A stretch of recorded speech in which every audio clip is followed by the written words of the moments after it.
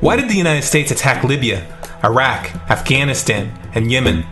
Why are U.S. operatives helping to destabilize Syria? And why is the United States government so intent on taking down Iran, in spite of the fact that Iran has not attacked any country since 1798? And what's next? What are we headed for? When you look at the current trajectory that we're on, it doesn't make any sense at all if you evaluate it based on what we're taught in school. And it doesn't make any sense if you base your worldview on the propaganda that the mainstream media tries to pass off as news. But it makes perfect sense once you know the real motives of the powers that be. In order to understand those motives, we first have to take a look at history. In 1945, the Bretton Woods Agreement established the dollar as the world reserve currency, which meant that international commodities were priced in dollars. The agreement, which gave the United States a distinct financial advantage, was made under the condition that those dollars would remain redeemable for gold at a consistent rate of $35 per ounce. The United States promised not to print very much money, but this was on the honor system, because the Federal Reserve refused to allow any audits or supervision of its printing presses. In the years leading up to 1970, expenditures in the Vietnam War made it clear to many countries that the U.S. was printing far more money than it had in gold. And in response, they began to ask for their gold back. This, of course, set off a rapid decline in the value of the dollar. The situation climaxed in 1971 when France attempted to withdraw its gold and Nixon refused. On August 15th, he made the following announcement. I have directed the Secretary of the Treasury to take the action necessary to defend the dollar against the speculators. I have directed Secretary Connally to suspend temporarily the convertibility of the dollar into gold or other reserve assets, except in amounts and conditions determined to be in the interest of monetary stability and in the best interest of the United States. This was obviously not a temporary suspension, as he claimed, but rather a permanent default. And for the rest of the world who had entrusted the United States with their gold, it was outright theft. In 1973, President Nixon asked King Faisal of Saudi Arabia to accept only U.S. dollars as payment for oil and to invest any excess profits in U.S. Treasury bonds, notes, and bills. In return, Nixon offered military protection for Saudi oil fields. The same offer was extended to each of the world's key oil-producing countries, and by 1975, every member of OPEC had agreed to only sell their oil in U.S. dollars. The act of moving the dollar off of gold and tying it to foreign oil instantly forced every oil-importing country in the world to start maintaining a constant supply of Federal Reserve paper. And in order to get that paper, they would have to send real physical goods to America. This was the birth of the petrodollar. Paper went out, everything America needed came in, and the United States got very, very rich as a result. It was the largest financial con in recorded history.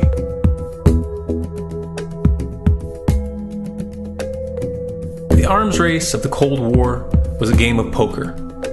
Military expenditures were the chips, and the U.S. had an endless supply of chips. With the petrodollar under its belt, it was able to raise the stakes higher and higher, outspending every other country on the planet, until eventually U.S. military expenditures surpassed that of all other nations in the world combined. The Soviet Union never had a chance. The collapse of the communist bloc in 1991 removed the last counterbalance to American military might. The United States was now an undisputed superpower with no rival.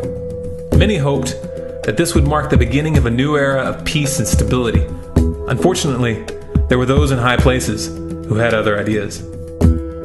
Within that same year, the U.S. invaded Iraq in the first Gulf War. And after crushing the Iraqi military and destroying their infrastructure, including water purification plants and hospitals, crippling sanctions were imposed which prevented that infrastructure from being rebuilt. These sanctions, which were initiated by Bush Sr. and sustained throughout the entire Clinton administration, lasted for over a decade and were estimated to have killed over 500,000 children. The Clinton administration was fully aware of these figures. We have heard that 500,000 children have died. I mean, that's more children than died in Hiroshima. And you know, is the price worth it? I think this is a very hard choice, but we think the price is worth it. Miss Albright, what exactly was it that was worth killing 500,000 kids for? In November of 2000, Iraq began selling its oil exclusively in euros. This was a direct attack on the dollar and on U.S. financial dominance, and it wasn't going to be tolerated. In response, the U.S. government, with the assistance of the mainstream media, began to build up a massive propaganda campaign claiming that Iraq had weapons of mass destruction and was planning to use them. In 2003, the U.S. invaded, and once they had control of the country, oil sales were immediately switched back to dollars. This is particularly notable due to the fact that switching back to the dollar meant a 15 to 20% loss in revenue due to the euro's higher value. It doesn't make any sense at all unless you take the petrodollar into account. So I came back to see him a few weeks later, and by that time we were bombing in Afghanistan. I said, "Are we still going to war with Iraq?" And he said, "Oh, it's worse than that." He reached over on his desk, he picked up a piece of paper, and he said, I just got this down from upstairs, meaning the Secretary of Defense's office today, and he said, "This is a memo that describes how we're going to take out 7 countries in 5 years, starting with Iraq, and then Syria, Lebanon, Libya, Somalia, Sudan, and finishing off Iran. Let's take a look at the events of the past decade and see if you see a pattern. In Libya, Gaddafi was in the process of organizing a bloc of African countries to create a gold-based currency called the dinar, which they intended to use to replace the dollar in that region. US and NATO forces helped destabilize and topple the Libyan government in 2011, and after taking control of the region, US armed rebels executed Gaddafi in cold blood and immediately set up the Libyan central bank. Iran has been actively campaigning to pull oil sales off of the dollar for some time now, and it has recently secured agreements to begin trading its oil in exchange for gold. In response, the US government, with mainstream media assistance, has been attempting to build international support for military strikes on the pretext of preventing Iran from building a nuclear weapon. In the meantime, they established sanctions which US officials openly admit are aimed at causing a collapse of the Iranian economy. Syria is Iran's closest ally, and they are bound by mutual defense agreements. The country is currently in the process of being destabilized with covert assistance from NATO, and though Russia and China have warned the United States not to get involved, the White House has made statements within the past month indicating that they are considering military intervention. It should be clear that military intervention in Syria and Iran isn't being considered. It's a foregone conclusion, just as it was in Iraq and Libya. The U.S. is actively working to create the context which gives them the diplomatic cover to do what they already have planned. The motive for these invasions and covert actions becomes clear when we look at them in their full context and connect the dots. Those who control the United States understand that even if a few countries begin to sell their oil in another currency, it will set off a chain reaction and the dollar will collapse. They understand that there is absolutely nothing else holding up the value of the dollar at this point, and so does the rest of the world. But rather than accepting the fact that the dollar is nearing the end of its lifespan, the powers that be have made a calculated gambit. They have decided to use the brute force of the US military to crush each and every resistant state in the Middle East and Africa. That in itself would be bad enough, but what you need to understand is that this is not going to end with Iran. China and Russia have stated publicly and on no uncertain terms that they will not tolerate an attack on Iran or Syria. Iran is one of their key allies, one of the last independent oil producers in the region, and they understand that if Iran falls, then they will have no way to escape the dollar without going to war. And yet the United States is pushing forward in spite of the warnings. What we are witnessing here is a trajectory that leads straight to the unthinkable. It's a trajectory that was mapped out years ago in full awareness of the human consequences. But who was it that put us on this course? What kind of psychopath is willing to intentionally set off a global conflict that will lead to millions of deaths just to protect the value of a paper currency?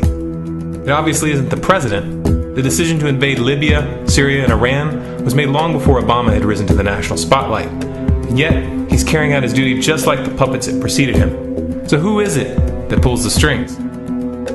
Often the best answer to questions like this are found by asking another question. Qui bono? Who benefits? Obviously, those who have the power to print the dollar out of thin air have the most to lose if the dollar were to fall. And since 1913, that power has been held by the Federal Reserve. The Federal Reserve is a private entity owned by a conglomerate of the most powerful banks in the world. And the men who control those banks are the ones who pull the strings. To them, this is just a game. Your life and the lives of those you love are just pawns on their chessboard. And like a spoiled 4-year-old who tips the board onto the floor when they start to lose, the powers that be are willing to start World War III to keep control of the global financial system. Remember that when these wars extend and accelerate. Remember that when your son or your neighbor's son comes back home in a flag-draped coffin. Remember that when they point the finger at the new boogeyman, because the madmen who are running this show will take this as far as you allow them to. So how much time do we have left? It's a question I hear constantly, but it's the wrong question. Asking how much time we have left is a passive posture. It's the attitude of a prisoner who's waiting to be taken out to a ditch and shot in the back of the head. What are our chances? Can we change course? Also the wrong question. The odds don't matter anymore.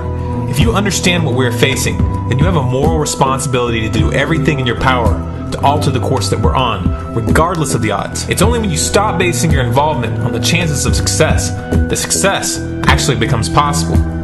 To strip the ill-begotten power from the financial elites and to bring these criminal cartels to justice will require nothing less than a revolution. The government is not going to save us. The government is completely infiltrated and corrupt to the core. Looking to them for a solution at this point is utterly naive. There are 3 stages of revolution, and they are sequential. Stage 1 is already underway. Stage 1 is the ideological resistance. In this stage, we have to actively work to wake up as many people as possible about what is happening and the direction we're headed. All revolutions originate from a shift in the mindset of the population, and no other meaningful resistance is possible without it. Success in this stage of the game can be measured by the contagion of ideas. When an idea reaches critical mass, it begins to spread on its own and seeps into all levels of society. In order to achieve that contagion, we need more people in this fight.